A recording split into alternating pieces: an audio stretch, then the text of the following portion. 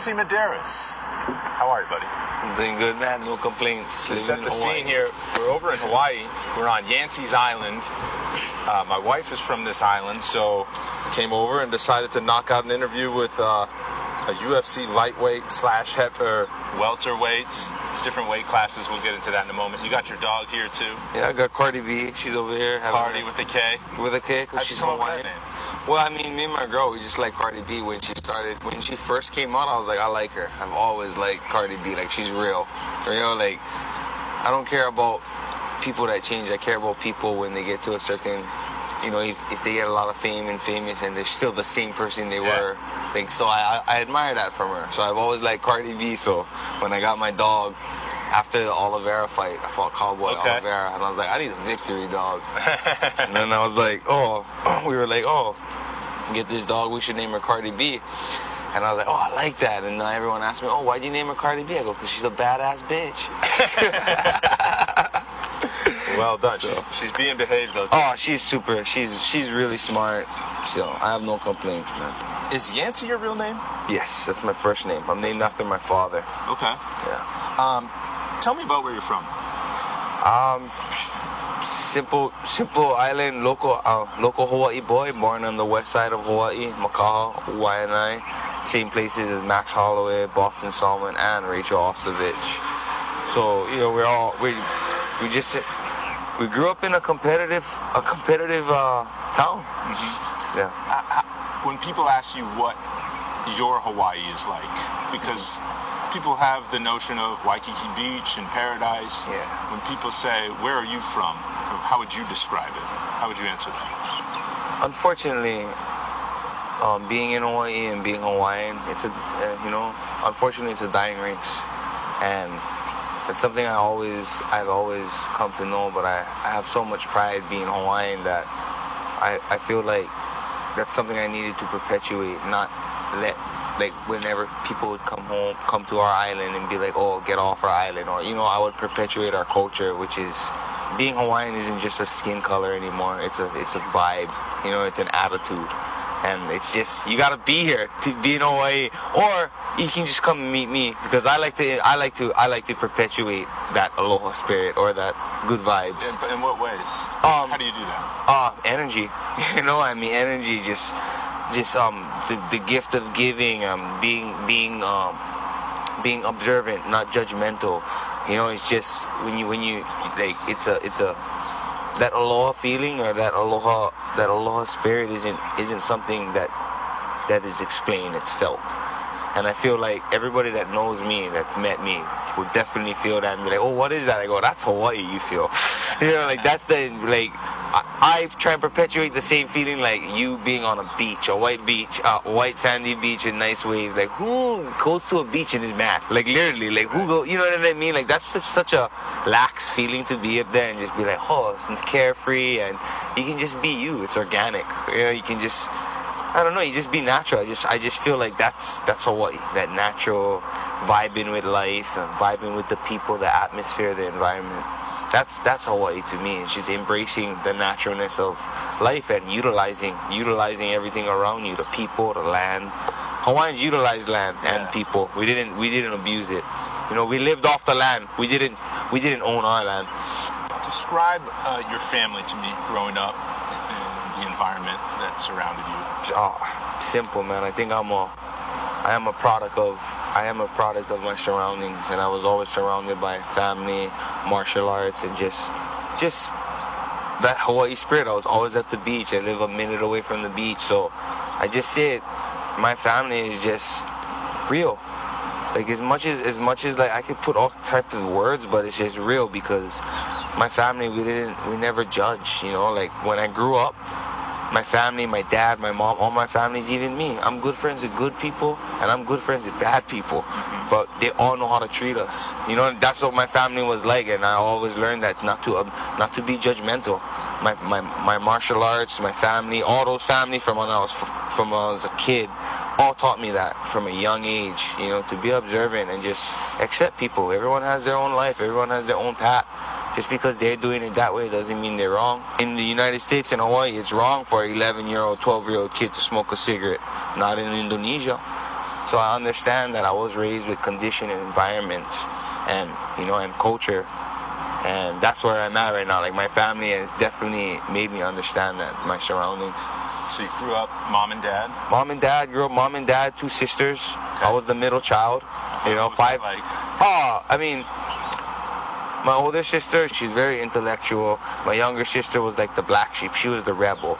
You know, me and my older sister is the huggers, and my little sister is the mugger. You know, but same same characteristics, different personalities. Kind of, you get that? You know, and it's just, you know, and it was a typical family, you know, little brother growing up trying to irritate both of sisters. I'm 5 years apart from both of them. I'm crushing on my older sister's friends. I'm irritating my little sister's life. Like, you know, I had a great family, just a simple family story. It was nothing special, but it was special. Yeah. So, I mean, dad and my mom and dad, you know, I was fortunate. My mom's old school. I was born in that old school style of how my dad comes home, mom has dinner cooked, folded clothes. Just that etiquette was cool to see that, you know, growing up, and we don't see that anymore. Everyone's all independent. New times, you know. So things change.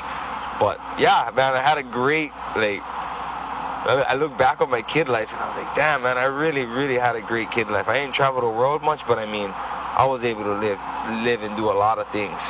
Just growing up. My mom then would let me live life, you know, climb these trees, go to the beach, go drown, drink some salt water. I was able to live life, you know, and that's the thing. Like, I feel like kids these days, parents don't let them do that. They're over there, you know, going to the park, watching the kid fall and running up to him and being like, oh, you all right? My mom was like, I'd go and cry when I was young, and my mom would be like, I'd cry and be like, oh, mom, my knee, look, the script. She's like, okay, come on, we'll go inside. Let's go take a shower. You can go to sleep.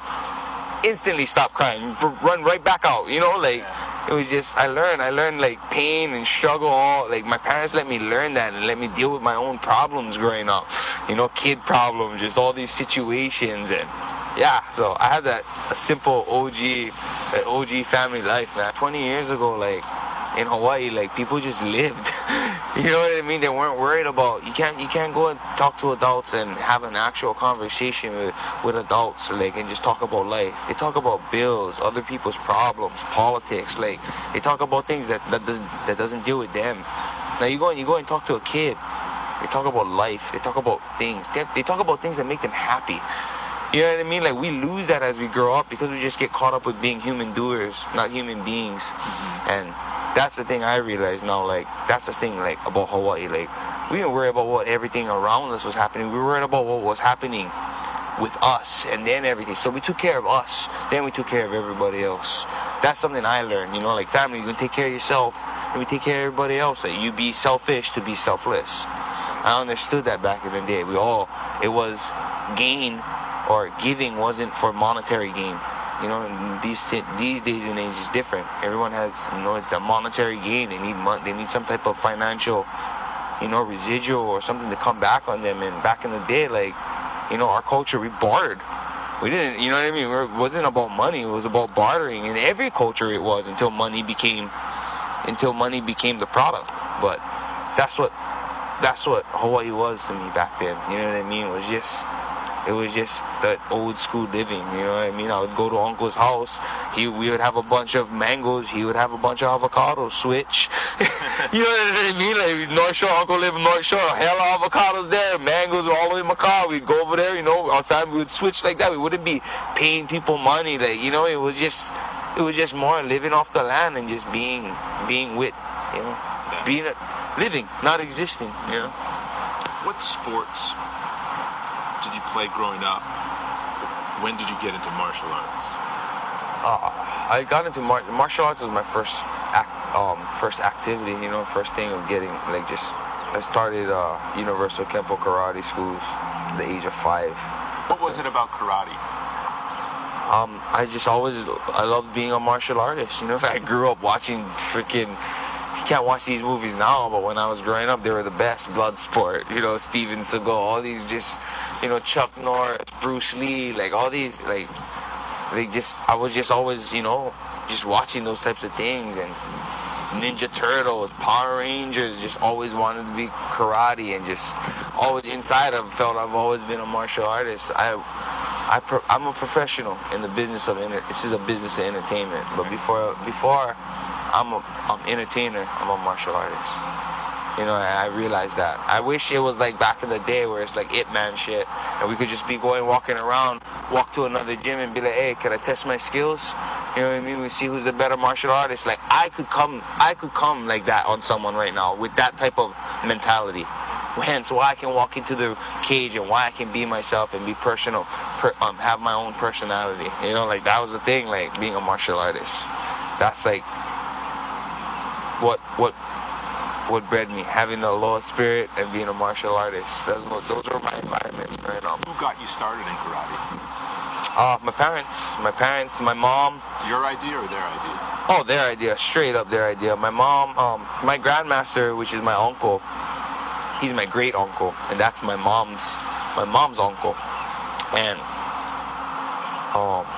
they are the people that, like, my dad growing up had a rough life. You know, he had a different path, and when he met my grandmaster, my uncle, he was dating my mom. They were very successful martial artists, and they had their own schools and whatnot, and they never judged my dad, you know, for everything, all the things he did. So what did he do? What was his well, I mean, he used to steal cars. He got arrested, you know, like he didn't graduate in high school, and like when he got kids, he changed his life around. But then he was always judged because of what he did before. And then we see my uncle and auntie, and they're these successful martial artists that have these schools, you know, and they looked at my dad, and they never judged him. They looked at him as a human being, and not something, you know, and we all have problems. And my dad was like, oh, I'm gonna keep my son around those types of people. I realize that now when I'm, you know, at this age, like my dad wanted me to be around this type of environment, and he forced me. So from the age of 5, my mom and dad would take me to practice every Monday and Wednesday for 15 years, or until I could drive myself, you know. But they would take me, and I remember being a kid, and I would just hate it, you know. I just had to get in practice. I just had to get there. Then now I'm in UFC, and I'm fighting, and I'm like, you know, I connect with all these fighters, all these other martial artists, Nate Diaz, Max Holloway, right? And I'm like, damn, man, I'm a ninja, you know, I'm a ninja. I want to be a ninja. And I was like, dang, I didn't realize my grandmaster was making me a ninja before I even wanted to be a ninja. You know what I'm saying? I'm over here at 5 doing all this Buddhist breathing. He went to freaking Tibet, and he goes all around the world, and he comes and he starts teaching us all these breathing and all these things that I didn't understand as a kid. And I'm just like, what is this? It's so boring, right? And I'm doing all these breathing, and then now I'm all into it, right? And it's easy. I catch on to it because I was doing that shit since I was 5. You know, and it's just crazy that, like, you know, my grandmaster just seen that in me, and he's like, oh, I'm gonna make this kid do this, and he's gonna appreciate this when he's with. Now I'm like, wow. Like, my uncle was making me a G before I even knew I wanted to be one. Like, yeah, just is like, shit. So it's pretty cool. Like, you know, you always be like, oh, when I was young, I wish I listened to my uncle. I wish I did this. And hey, you gotta go through the process and learn it. Everyone does. What did karate teach you, in addition to the breathing and the humility? Do well, humility. Straight up. Any great martial artist, any great martial artist is gonna teach him humility. You know, it's going to teach you to find yourself and understand and have a better perspective. You know, like, one thing I learned from martial arts is, what is the world's most purest resource? Kids. It's the most natural, purest resource. Kids aren't born evil. They don't know what evil is. They don't know it's natural. So that's what I knew in karate, and my uncle would always be like, as kids, he would always be reading all these words, respect, humility, and he'd be just always instilling all these words in us every time. And I didn't get it as a kid, but, you know, he'd make us read it, and the instructors would be, this is before practice starts, you know, and he'd be like, oh, respect, and have a definition, a sentence. All the kids would talk about it, and he pretty much just manipulated us and conditioned us to be around this and hear it and just take these words in, not just physically, but mentally. You know, every Monday, Wednesday, just hearing these words getting explained, all these good words to be a better human being, and it worked. You know what I mean? Like, it worked for me. I mean, like, I use these words to, you know, that's definitely my biggest thing, humility. Martial arts has taught me humility, and you know, it's taught me to focus on myself. All the masters, all the OGs that you see in martial arts, Hickson Gracie, Bruce Lee, they're all into themselves before they were into anybody else. They're all in depth. I see that. All the OG ninjas out there, they all know themselves. You know what I mean? Like, the guys that are ahead of their time, especially in martial arts, Musashi, all these, you know what I mean? You hear it, right? They all know themselves. It's crazy, you know, like, to think about it like that, and you're that in depth. So that's that's my journey, as not just as a martial artist, as a human being, to keep finding myself, to find my path. When do you remember karate becoming about combat, or kind of the competition aspect of it? When we were in karate, we had like point sparring. You know, we had point sparring.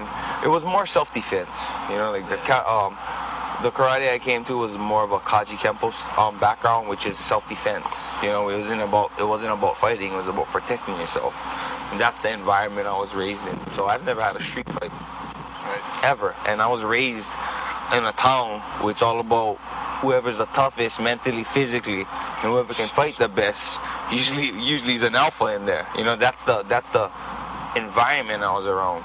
So karate made me feel differently. It didn't make me feel like if I beat someone up, I felt like I was stronger than them. And that was from karate. I never felt like that was a good thing, you know, like, just instinctually, because of all the things I've been hearing. And what was the question again, man? Sorry. Like, combat, and you're getting into so it. that being said, with combat, like, I was always like point sparring, and then we had like positional grappling, because my grandmaster was all into adapting and learning. And this is before, you know, Jiu-Jitsu and MMA was just starting out. UFC was early. You know, I started in 93? That's exactly when UFC started too. So I started karate right then, and my uncle's already, you know, doing all these researches and, you know, indulging, trying to make me a ninja. So yeah, I started doing that, and I liked it. And then I got into wrestling in high school. So it was way more competitive, because it had way more physical, like, there was just way more, you know, aggression with wrestling. And then after wrestling, I started grappling in a garage after high school, and from there I met a dude, started training in a garage, and the rest is history, bro. Let's go to wrestling.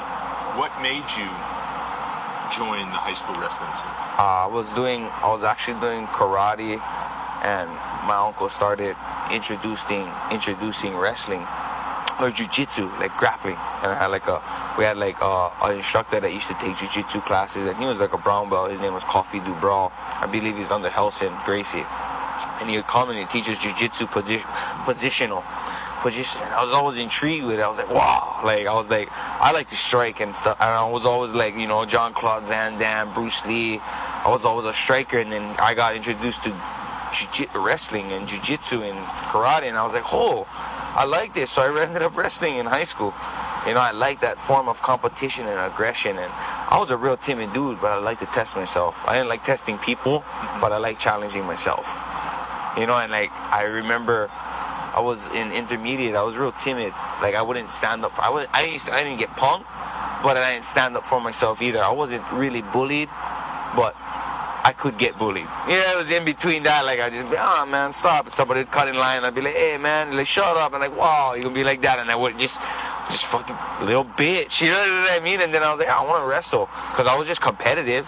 You know, and I took karate, but I was just super timid in intermediate. Like, I wasn't aggressive, and in my town, that wasn't, you know what I mean? That was a sign of weakness. But I didn't care about looking weak. I just wanted to do it. So I started wrestling in high school, 9th grade. 9th, 10th, 11th grade came. By the time 12th grade came, I was captain, you know, I had popularity. But I understood how it felt to be nothing. You know, so by the time I was a senior, I was popular. I had all kind, I had all the attention. I was so I was so nice that I could go and walk with any girl and their boyfriends wouldn't even be mad at me because I was just a cool guy. You know what I mean? Like they'd be like, hey man, the girl, whatever class I'd be, the boyfriends would come up to me, shake my hands. Like I was so good. Like I was good with the security guards because I wouldn't even cut class. So when I did, they'd be like, hey bro, the principal's over there. Go walk over there. Like I was just a really, really happy individual growing up in high school. I didn't want to be a punk. So when I was a senior, I was like, nothing fazed me. I knew how it felt to be picked on, and I never wanted to make anyone feel like that. So I just had a different trend, and I knew how to have cliques, and I didn't have cliques. I just clicked with everyone. So by the time I was senior, you know what I mean, I lived the exact opposite of when I was in intermediate, being quiet and just, happy. And then when I was a senior, I was like, nah, I'm gonna show like I can be popular, but I don't need to be a punk. I don't need to be a punk. I don't need to be hardcore. Like I was just, so everyone that knows me from high school is still like now, and no one knew I would fight. Every time I see people now that seen me in high school, like, yeah, so I would have never ever thought you'd go into fighting. Like all my high school classmates think that, and just like, yeah, I never thought I was going to. I just remember seeing BJ Penn and Ronald Jun and all these old school fighters and be like, oh, I can do that too. Like, yeah, I can do that. And then that's how my inspiration with you be wanting to compete like that, just from being in martial arts to just compete. And it ended up leading to UFC. You were big in high school. No, I was actually small. I was chubby. I wasn't like fat, but what weight class? So I don't know how the wrestling weight classes were now, but back then I was 189 wrestling, but I wasn't 189. I was like $180. Okay. So, yeah, I mean, it's crazy. I'm 31 and I'm 10 pounds lighter. Exactly. Yeah. So, but yeah, after high school is when I blew up. Okay. After high school. What happened? Sorry. Just typical. I had a typical local boy, the typical local construction boy, construction guy diet.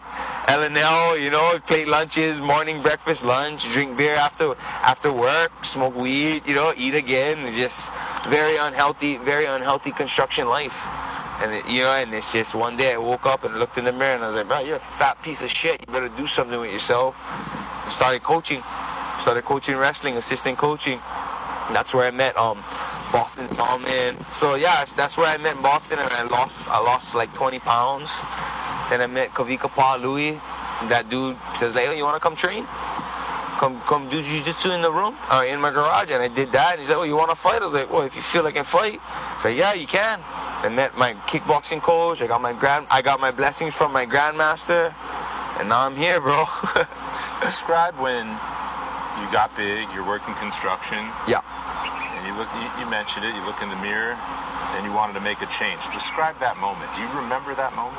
Oh yeah, embarrassing, shame. Shame is when you steal, but you're looking at this, and I'm like, bro, I'm looking in the mirror, and I'm like, what are you doing to yourself?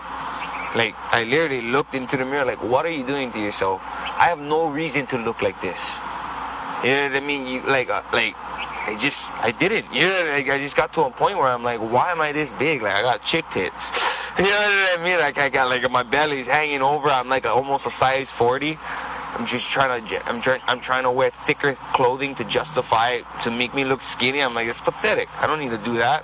That's not me being happy. That's not me being joyful. That's me just looking for things to be happy in the moment. You know what I mean? I wasn't happy with myself. I just started getting into training because I wanted to be skinny and I didn't like the way I look. That's the realest of it. Yeah. I'm looking at myself like, I do not like the way I look.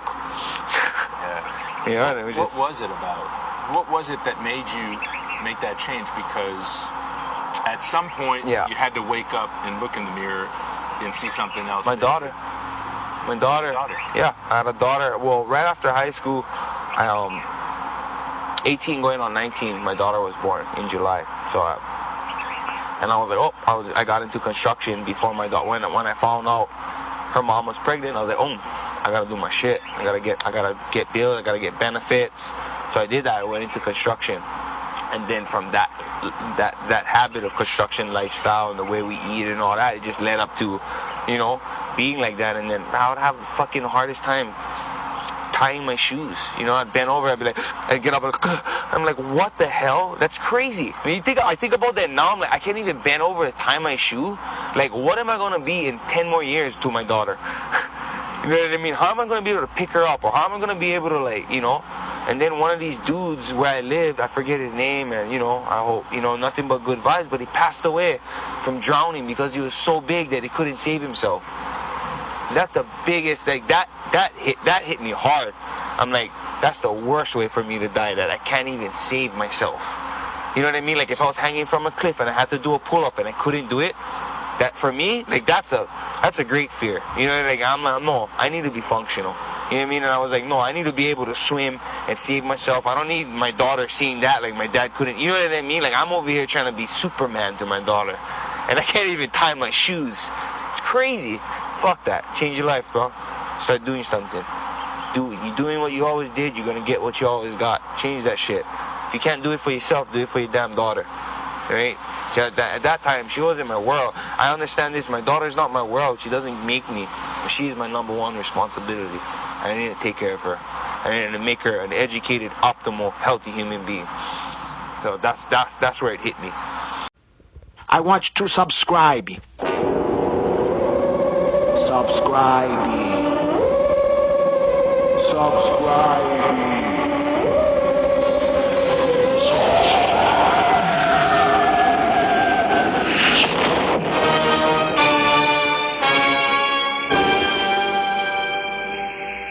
Hey, I'm not joking about that subscribing, okay?